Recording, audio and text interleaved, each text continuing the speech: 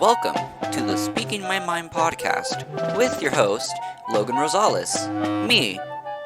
Today, we will be talking about what's on my mind, as we do on every other episode.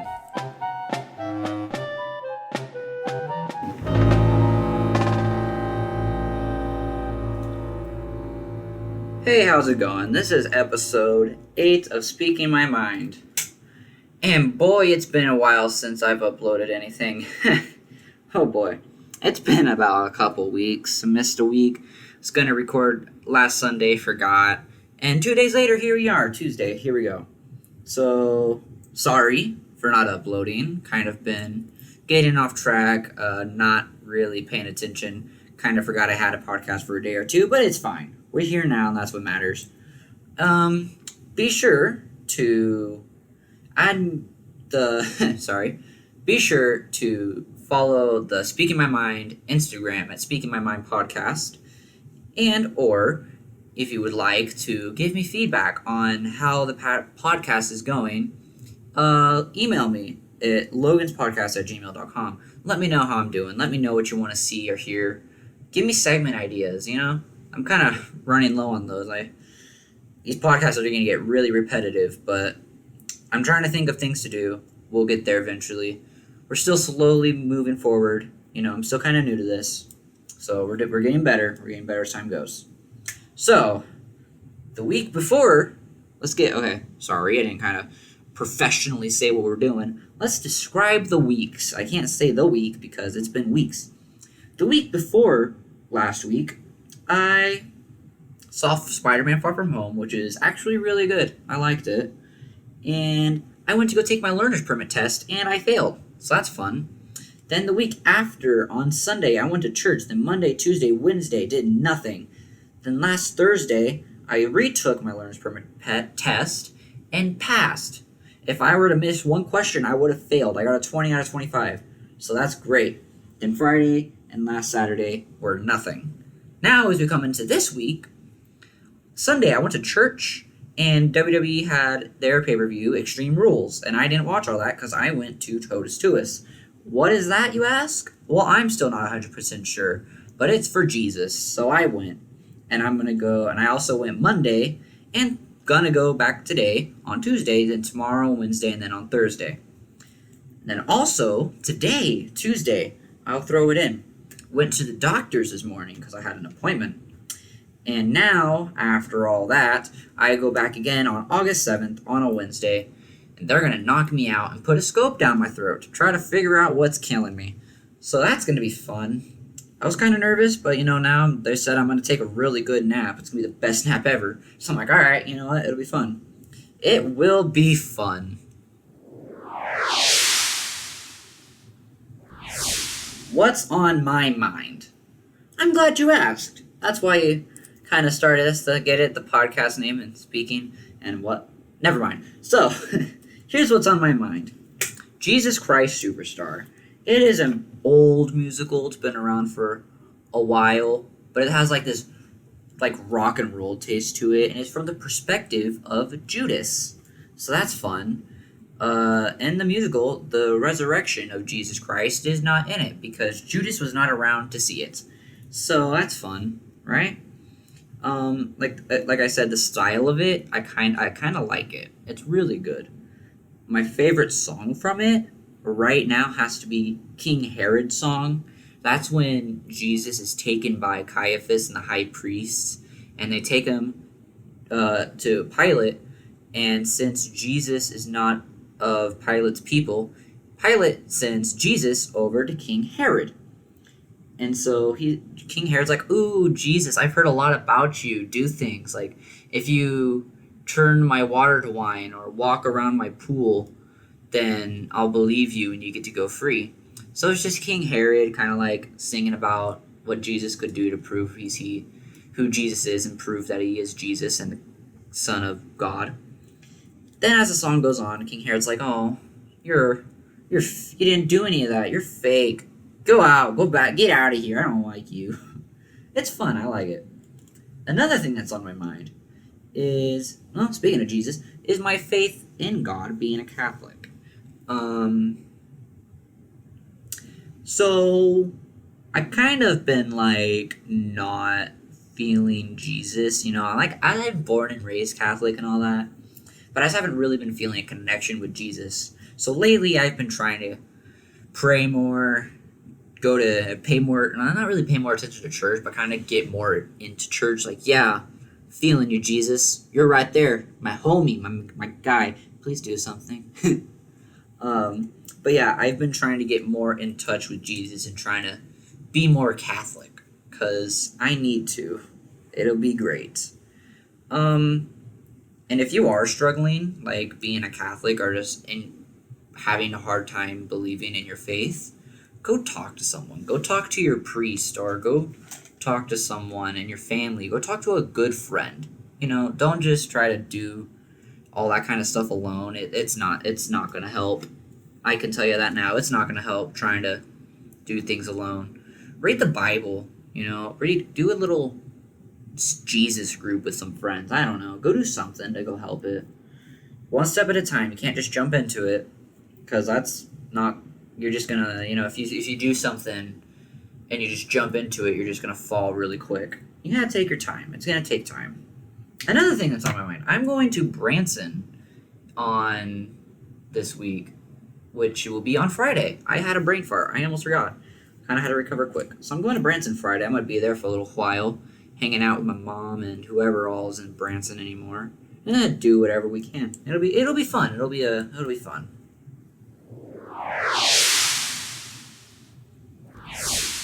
Kind of staying on the subject of Jesus and religion.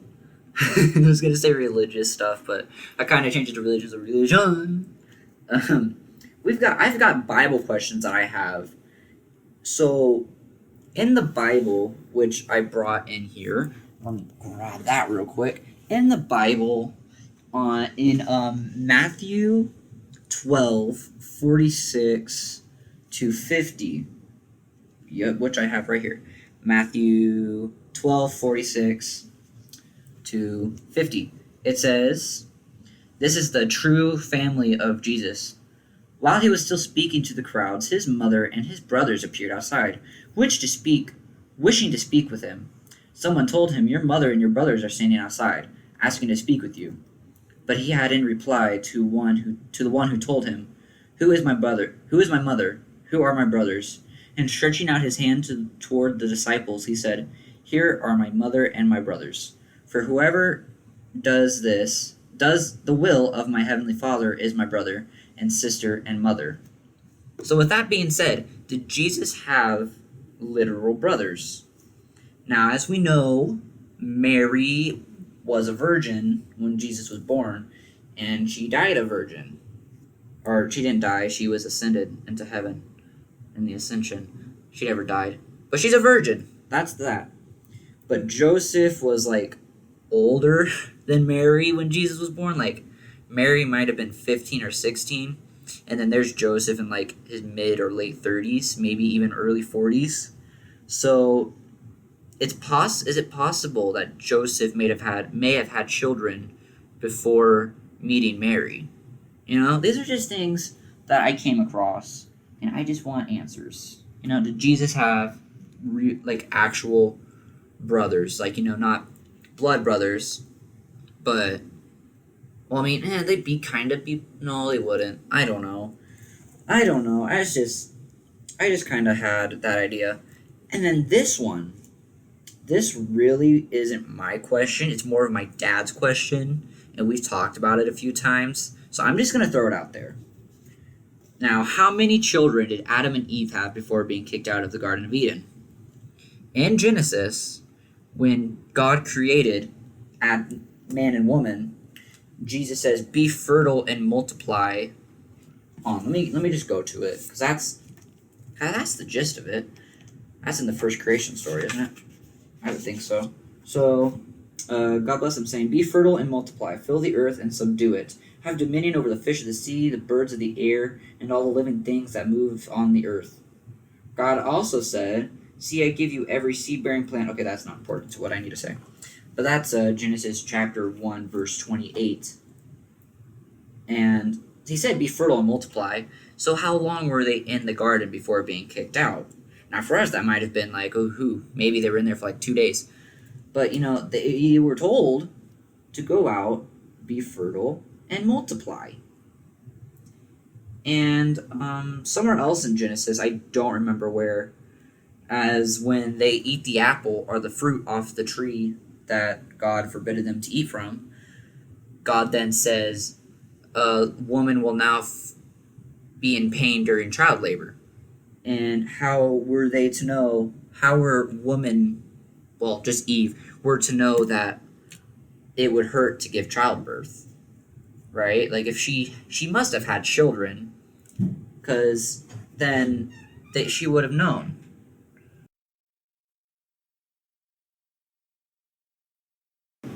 But because, Mary, no, not Mary, Eve must have had children. Like I said, she must have had children because how else would she know that giving birth would hurt, right? Does that make sense?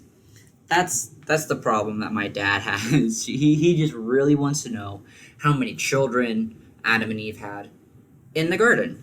And then what happened to those kids? What happened to the kids that were there, if had kids at all? Because they didn't eat from the apple, Adam and Eve did. So did they become angels? Were man and woman angels on the stage of angels, kind of like a God's on top, then like there's angels and humans, or no, humans, angels. I don't remember. It was like the power that they have. It was God, human, angels. Nope. God, angels, human. I don't remember what it was called. Something human. And like spiritually, I don't remember. But what happened to the kids that Adam and Eve had while they were in the Garden of Eden? These are just questions that I have that I want answered. Also, still on the subject of Jesus and religion, I am serious. Okay, side note, I am really getting into this. Like, I might have to make a separate podcast just for like Jesus and Catholics. Like just full out Catholic talk. I might actually do that. I don't know. Anyways, totus tuus. Like I said, that is something for Jesus. I still don't remember the whole meaning of the name, but you go in. There's college kids, and they're given stories on what Jesus has done for them and what we need to take out of their stories from it. And it's fun. I enjoy it so far. A couple more days to go, but I'm enjoying it. We pray, we talk, we laugh, some cry. It's interesting.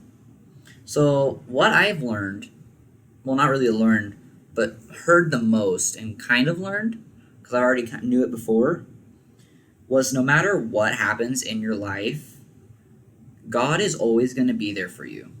Even if even if it feels like he's not there. He is there. Even if you think that he's not there, he's there. When you don't feel him there, he's there. He's always there. That's what I'm trying to get out of that. He's always here.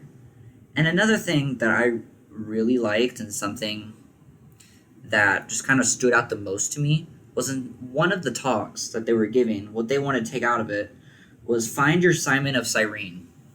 Now, Simon of Cyrene is the person who helped Jesus carry his cross while carrying his cross, literally. So Simon of Cyrene helped Jesus carry his cross to Calvary, or through Calvary. I don't remember.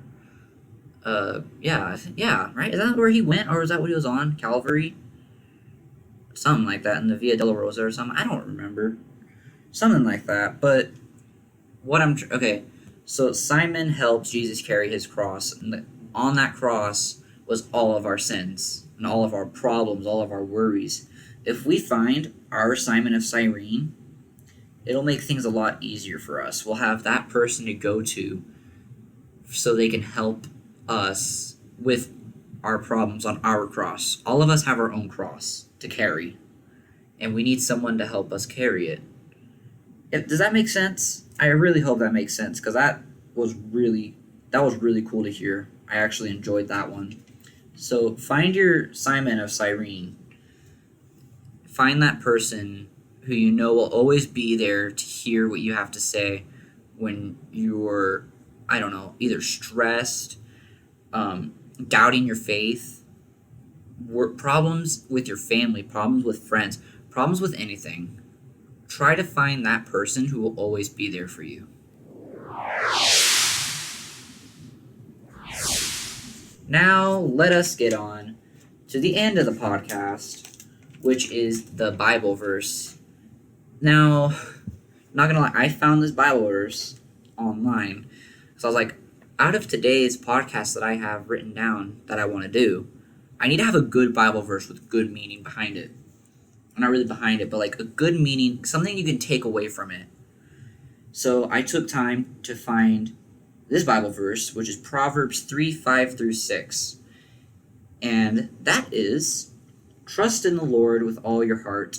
On your own intelligence rely not. In all your ways be mindful of him, and he will make straight your paths. That is Proverbs 3:5-6. Trust in the Lord with all your heart. The Lord is with you, like I said, in every moment in your life. He's there. Even when you forget he's there, or if you don't feel like he's there, he's always there. If you don't believe he's there, he's there. He's calling you.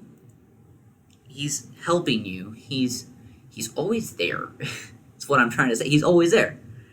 He's never going to leave you. If you're baptized, you know you have your guardian angel watching over you. Your guardian angel was sent by God.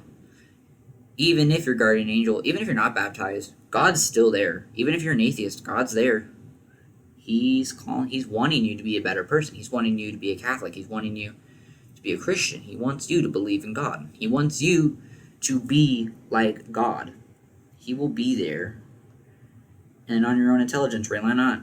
There's that. That makes sense. And then in all your ways, be mindful of him. Just keep God in your mind through everything, you know? If you're struggling, be mindful of him. Remember what he's done for you in your life. What has he done? What's all the good things that's happened to you? Is it a friend you made? Is it the promotion you got at work? I don't know. Was it getting the job you wanted? Was it getting something? Like, what's God done for you? Think about that, because God's done so much for you. It's almost countless. Even before you were born, before your mom, your dad, your grandfather, great-grandfather, your great-great-great-great-great-great-great-grandfather, he was doing things for you. Not only for you, but for all of us. God's always doing something for you, making our lives better. Just remember that, you know? Be mindful of God. Be mindful. And he will make straight your paths. Just, if you're trusting and you believe God, if you believe in him through your problems, through the times that just seem so hard in your life, God is there. Like in the beginning, trust the Lord with all your heart. Trusting him is the most important thing. Maybe not the most, but it's really important to just trust God. Everything happens for a reason. You've probably heard that so many times, but it's 100% true. Just trust in God.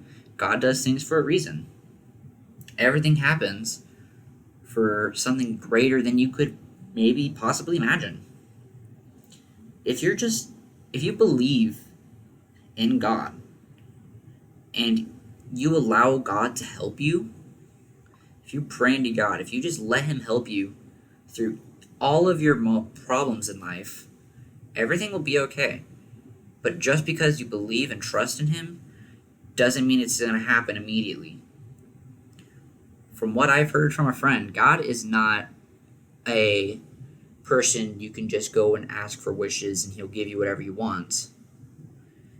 God is your father. Now imagine going to your dad and saying, hey, can I have this? And he says no. Or can I do this? And he says no. He says it to protect you. He tells you no because he wants what's best for you. And maybe what you're asking for is just not what you need in your life or what you need to do in your life, you know? God is your more real dad than the dad you have here. He created you, kind of like your dad, but he literally created you. And he knows you better than you know yourself. So he knows what you need and what you don't need. So he will say no to things. So if you're praying and you're saying, hey, Lord, please let me win this lottery, I'm on the verge of going bankrupt. I'm about to lose my house. I need to win the lottery. And you're just praying and praying and praying. And then none of the lottery numbers are right on the Powerball or something. I don't know.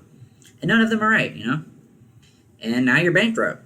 But, maybe being bankrupt and losing your house is one of the greater things that'll happen to you in your life, Might not seem like it, but hey, you never know. God's a mysterious fella, I'll tell you that. He will do things that don't make sense, but really do once time goes on. So yeah, that's all I've got for today. Today was a really, really religious podcast. Holy crap. It was fun though. I enjoyed this podcast. This was fun. I like this one. I think I might actually make another podcast just for Catholic people or for people who want to be Catholic. I don't know. That'd be fun, Knowing that you're helping someone getting better in their faith is like the best feeling in the world. It's great. But yeah, remember to follow the Speaking My Mind podcast on Instagram at SpeakingMyMindPodcast, and or email me, give me feedback, send me hate, send me love, say hi. It's always nice to know who's listening. So yeah, email me at loganspodcast@gmail.com. Give me segment ideas too. Please do. I really need ideas for upcoming podcasts because I'm drawing lots of blanks. I really am. It's a hassle, and I don't know if I'll upload in the next 2 or 3 weeks, to be honest. But I'll try my best to, because again, like I said, I'm going to be in Branson.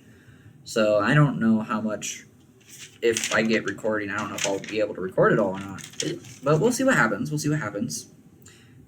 thank you guys for listening, and God bless you guys. Bye-bye.